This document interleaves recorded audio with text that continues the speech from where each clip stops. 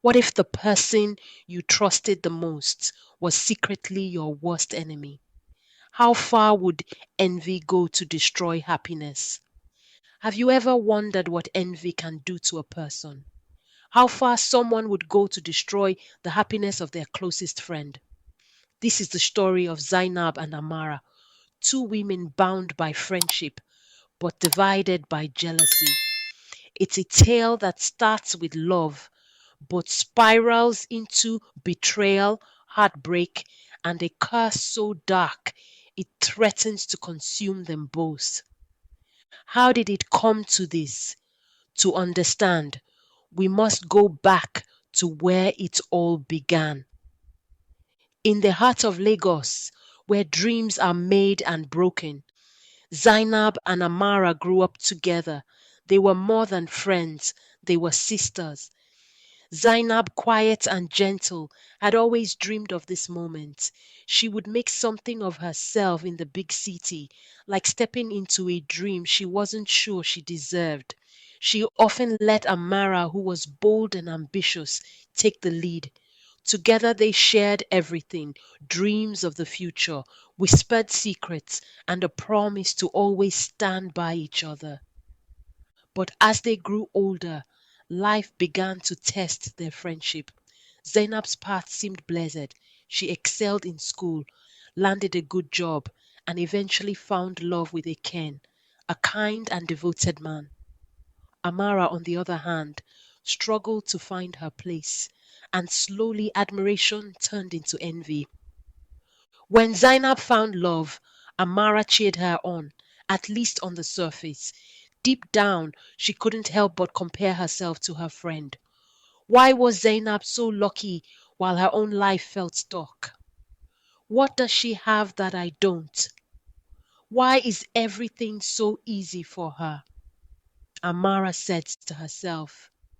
The envy festered in Amara's heart, turning into a dark shadow that clouded her judgment. One evening, Zainab and Amara sat on Zainab's balcony overlooking the city lights. Zainab glows with happiness as Ekene had proposed to her. She happily said to Amara, Ekene proposed. Amara, I want you to be my maid of honor.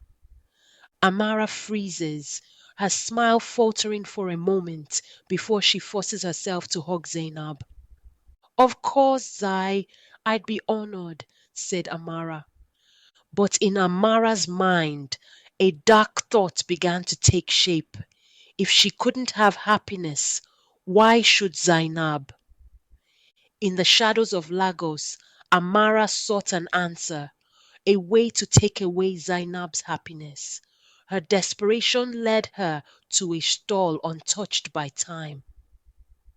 Amara approaches the stall that seems untouched by time, where strange artifacts crowd the small table, their edges glinting faintly in the waning light. Behind the stall sits an old woman, her eyes sharp and filled with knowing, like she sees past skin and into the soul. Amara steps forward, her expression tense, determination etched into her face. Her heart is heavy and her intent darker still. The old woman leans forward, her voice piercing yet soft, like the rustling of dry leaves. What do you seek, child? Amara's answer, low but unwavering. I want to take away someone's happiness.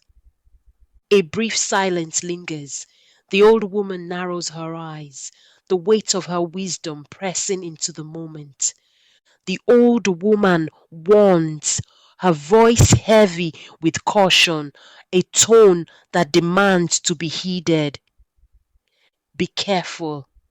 A curse is like fire, it burns both ways. Amara leans closer, her resolve unshaken, her voice cuts through like steel, desperate and firm. I don't care. Just tell me what to do. The old woman sighs deeply, reaching beneath a table with hands worn by age. Slowly, she produces a small vial filled with a mysterious glowing liquid. The eerie light reflects in Amara's determined eyes. And so, from the folds of her shadowed world, the old woman gives her what she seeks. Pour this where it matters most, and her joy will crumble. But remember, what you give is what you take. The old woman warms once more. Her warning, like the curse, hangs heavy, a shadow in Amara's heart that may never lift. Blinded by jealousy, Amara ignored the warning. She left the stall, clutching the vial tightly, her mind consumed with plans. The wedding day was a mix of tension and somber reflection, accompanied by a subtle, dramatic score that grows in intensity. It was a day of joy, a celebration of love. Zainab's wedding shimmered with perfection, each detail a testament to happiness. But among the sea of smiling faces, one lingered in the shadows. Amara watched from afar, her heart a storm of envy and resolve. In her hand, the cursed liquid, glowing faintly, a vessel of malice. As the ceremony began, Amara carried out her plan. With trembling hands, she poured the cursed liquid onto the hem of Zainab's dress, a silent act of sabotage, believing it would ruin her friend's perfect day. As Zainab walks down the aisle, she collides and falls to the floor. The curse had taken hold, but not in the way Amara expected. It wasn't just Zainab's happiness that crumbled, it was Amara's own soul. For in seeking to break another, she had only broken herself. Chaos enrolls amongst the guests. Ekene ushers by Zainab's side. What happened, Zainab? He asks, but Zainab lay unresponsive. They quickly rushed her to the hospital. Days passed as Zainab recovered. Amara visited the hospital, and guilt weighed on her like a storm cloud. In the stillness of the hospital room, she found herself face to face with the friend she had wronged. Zai, I'm so sorry. I let my jealousy consume me. I made a terrible mistake. Why, Amara? I trusted you. We were like sisters. Zainab's voice, though weak, cuts through the air like a blade. Her hurt is palpable, her words soft but piercing. Amara confessed everything, from her envy to the curse. Zainab, though hurt, chose to forgive, knowing that anger would only deepen the pain. In that moment, the truth could no longer be buried. Amara laid bare her envy, her mistakes, and the curse that had shattered their bond. Though Zainab's pain ran deep, she made a choice not to let anger reign. Zainab's face softens, her eyes wet with unshed tears.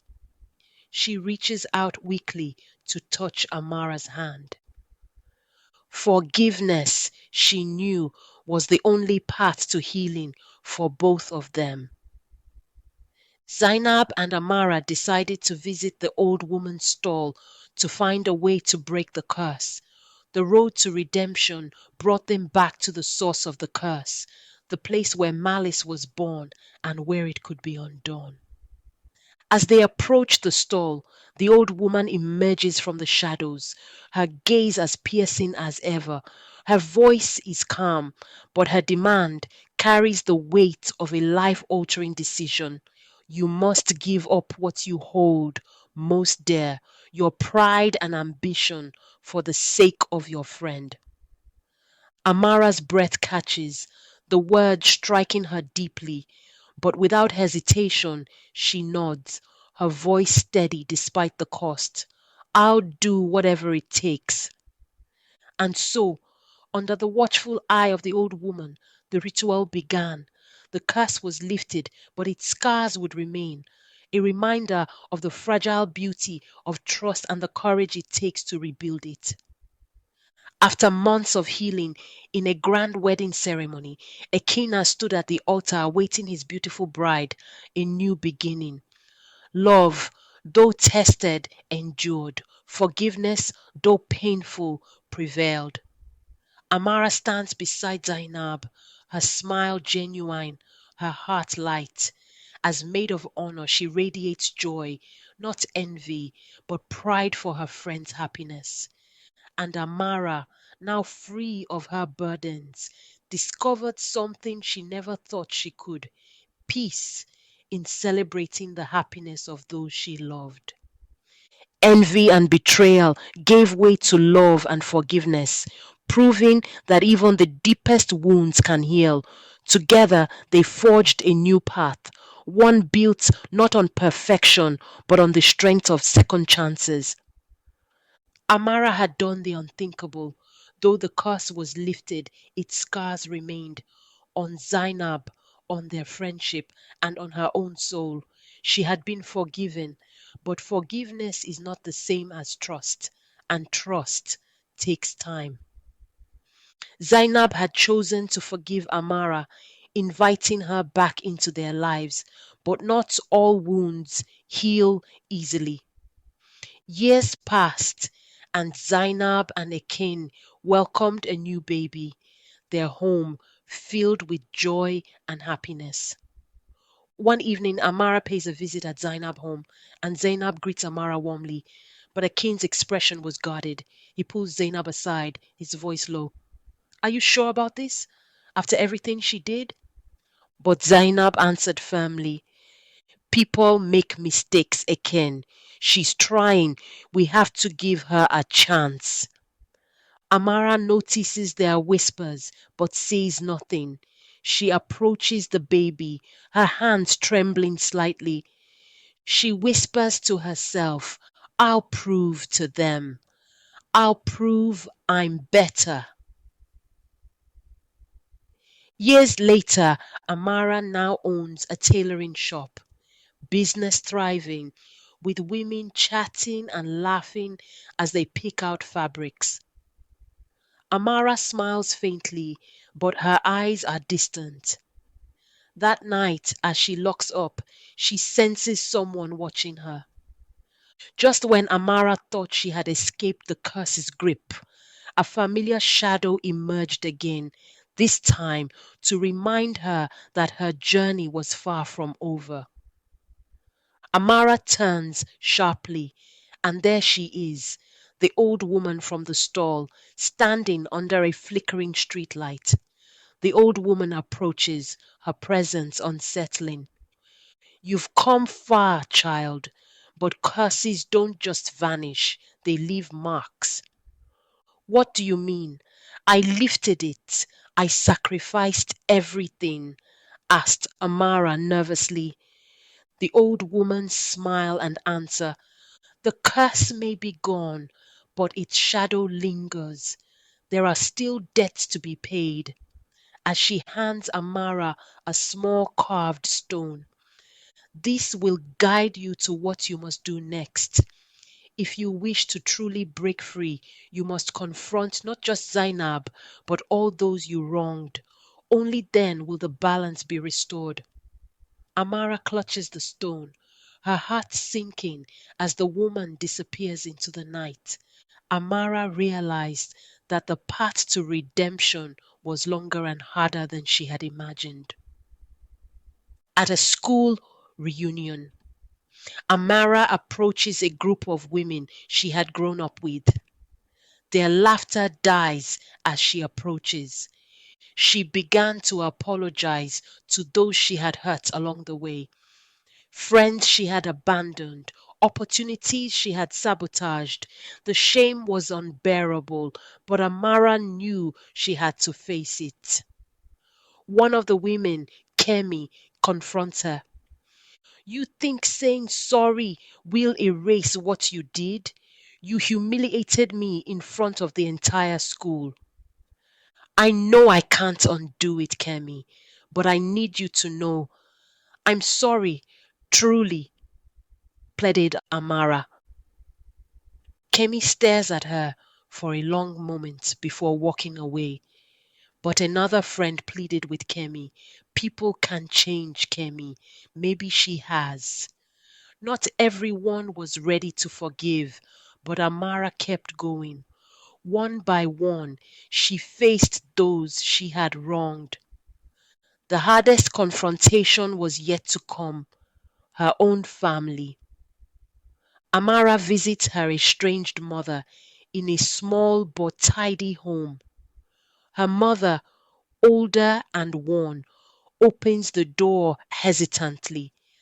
I thought I'd lost you forever, Amara. I was so angry, Mama. I blamed you for everything, but I see now that it wasn't fair. Cry Amara. In reconnecting with her mother, Amara began to understand the roots of her own pain and the envy that had consumed her. One evening, Amara returns to her shop. The carved stone glows brightly in her bag before crumbling into dust. She feels a weight lift from her chest. The old woman's warning had come true. The balance had been restored. Amara's journey was complete, but the lessons she learned would stay with her forever. Amara's story is a reminder that redemption is never easy, but it's always possible. Tihi lessons of envy and forgiveness linger. What would you have done in Amara's place? How do we let go of jealousy when it takes root in our hearts? Stay tuned for more tales of love, betrayal, and redemption. Thank you for watching this powerful African folktale. Don't forget to like, share, and subscribe for more gripping stories from our rich culture.